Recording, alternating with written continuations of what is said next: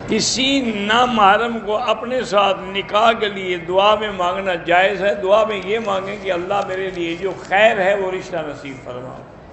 قالین یا کارپیٹ پہ اگر بچہ پیشاب کر دے تو پانی سے دھو ڈالیں۔ پہلا عمرے کے بعد ان کی طبیعت خراب ہوئی، اب ہسپتال میں داخل ہیں، ڈاکٹر ابھی سفر کے لیے بھی نہیں چھوڑ رہے۔ نہیں، اگر آپ مدینہ نہیں جا سکتی، جو کہ آپ کا شوہر مریض ہے، تو نہ جائیں، کوئی بات نہیں، اللہ جانتے ہیں۔ میرے ماموں 20 سال سے انڈیا کی جیل میں بے گناہ بند ہیں، اللہ ان کو رہائی عطا فرمائے اور ظالموں کے ظلم سے بچائے۔ میں نے عمرہ کیا، طواف کیا، صفا کیا، لیکن بال نہیں کٹائے۔ بال بھی کٹاؤ اور ایک دم بھی ادا کرو۔ اگر عمرے سے فارغ ہو جائیں میاں بیوی تو کیا آپس میں مل سکتے ہیں؟ بالکل مل سکتے ہیں۔ نظر کا معنی ہوتا ہے منت، لیکن اللہ کے نام پہ منت مانی جائے تو اس کو پورا کیا جائے۔ تمام انبیاء اپنی قبروں میں زندہ ہیں، الانبیاء احیاء فی قبورہم۔ عشاء کی نماز کے بعد اگر ہم تہجد پڑھ لیں کہ شاید نیند نہ کھلے، پڑھ سکتے ہیں۔ مطاب میں بعض فقیر لوگ پیسے مانگے، جو مانگے نہ ان کو نہ دیا کریں، وہ پیشہ ور لوگ ہیں۔ بالوں میں رنگ لگائیں لیکن کالا نہ ہو۔ جمعرات اور جمعہ کا نہیں، جمعرات اور پیر کا روزہ رکھنا جو ہے وہ سنت ہے۔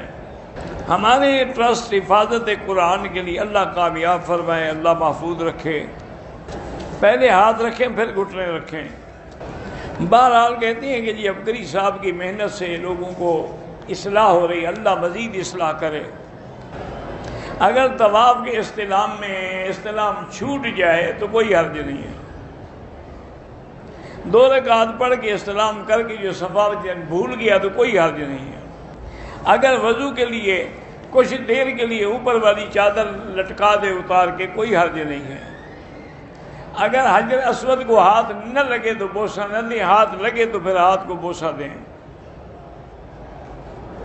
مجھے 10 سال سے کمر میں تکلیف ہے، اللہ پاک شفا عطا فرمائے، ہم دعا ہی کر سکتے ہیں۔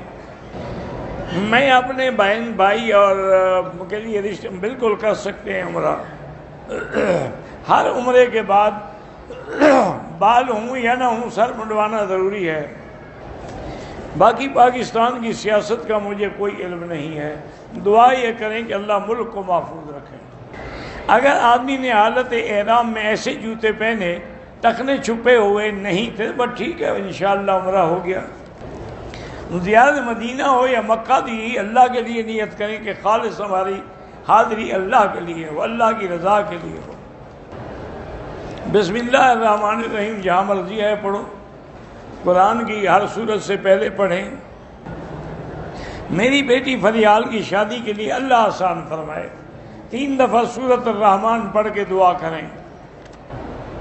بہرحال آپ کو 10ویں دن دوبارہ اگر حیض ہے، وہ حیض نہیں ہے، وہ استحاضہ ہے، وہ بیماری ہے، اس میں آپ غسل کریں، وضو کر کے نمازیں پڑھیں، طواف کریں،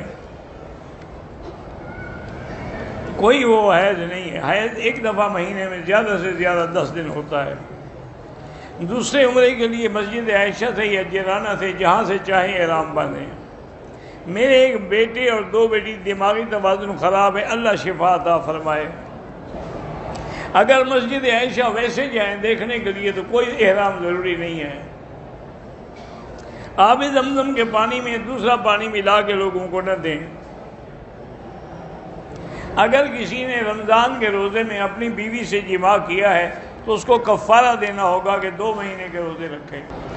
پاکستان حرم شریف میں سب سے زیادہ بے پردگی ہمارے ملک کے لوگ کرتے ہیں، اللہ ان کو ہدایت دے۔ بنیان اور شلوار پہن کے نماز ہو جاتی، بالکل ہو جاتی ہے، لیکن اگر کپڑا اور نہ ہو تو پھر پہننا چاہیے۔ بہرحال آج کل سونے اور چاندی کی رقم کے حساب سے اگر صاحب نصاب کا حکم لگایا جائے تو پھر اس پر قربانی بھی واجب ہے۔ بھئی مجھے پتہ نہیں میں نے کون سی دوائی بتائی تھی، اب ہر وقت بات کسی موقع کے مطابق کوئی بات آئی ہوگی تو میں نے بتا دیا ہوگا۔ بھائیوں میں محبت کے لیے یا لطیف ہو یا ودود پڑھا کریں۔ عورت نیل پالش لگا سکتی ہے، لیکن نیل پالش کے بعد وضو نہیں ہوتا، اس کو ریموو کرنا پڑے گا۔ وتر کی 1 رکعت بھی حدیث مبارک میں ہے، لیکن وہ بھی اصل 3 ہیں، یعنی 2 پر سلام پھیر کے 1 پڑھتے ہیں۔ وہم جب ایک بیماری کی شکل اختیار کر لے تو اس کا کوئی علاج نہیں، لا حول پڑھا کرے۔ عصر کی نماز کے بعد اگر طواف کریں تو 2 رکعت مغرب کے بعد پڑھیں، کیونکہ ایک صحیح حدیث ہے کہ لا صلاۃ بعد العصر حتی تغرب الشمس۔ احرام کی حالت میں سگریٹ وغیرہ پینا ڈبل حرام ہے۔ اللہ اللہ ولد کو اولاد صالح عطا فرمائے۔ تلاوت کر رہے ہیں، اذان ہو جائے پڑھتے رہیں اور جواب بھی دیتے رہیں۔ میرے کچھ بہت ہی قریبی رشتہ دار ہیں، بد اخلاق ہیں، ان کے لیے دعا مانگا کرو یا لطیف و یا ودود پڑھ کے۔ دوران طواف وضو ٹوٹ جائے تو طواف چھوڑ دیں، وضو کر کے پھر دوبارہ شروع کریں۔ صفا مروہ پہ کوئی نفل نہیں پڑھنے ہوتے۔ بہرحال مجھے نہیں پتا کہ آپ نے تحفہ کیسے بھیجا، کسی بزرگ سے پوچھو۔ بلی کا جوٹا کھا سکتے ہیں۔ فرض نماز کے بعد علیحدہ بھی دعا مانگ سکتے ہیں، جماعت کے ساتھ بھی دعا مانگ سکتے ہیں۔ عمرے کی کثرت سے طواف کی کثرت بہتر ہے۔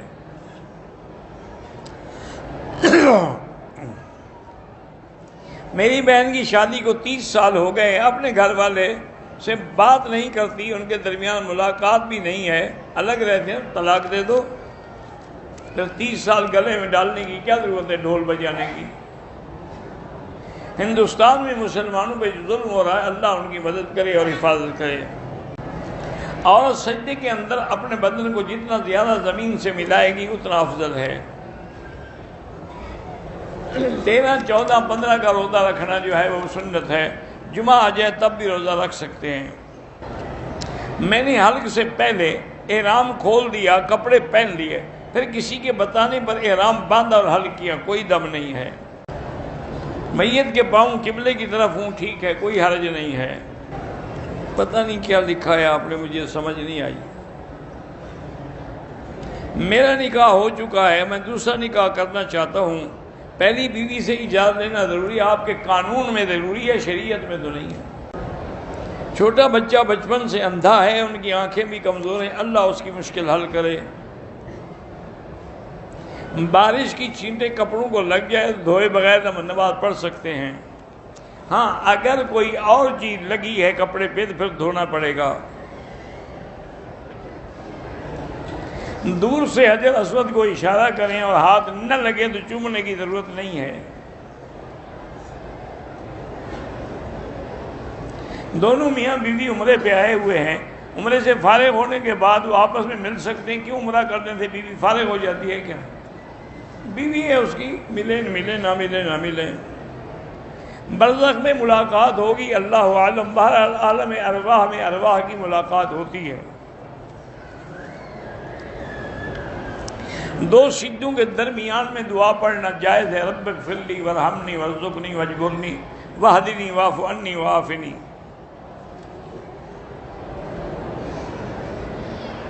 میں لوگوں کو بتاتا ہوں کہ یہ حضرات بدعت کرتے ہیں، اللہ ہدایت دے، بس آپ بتاتے رہیں۔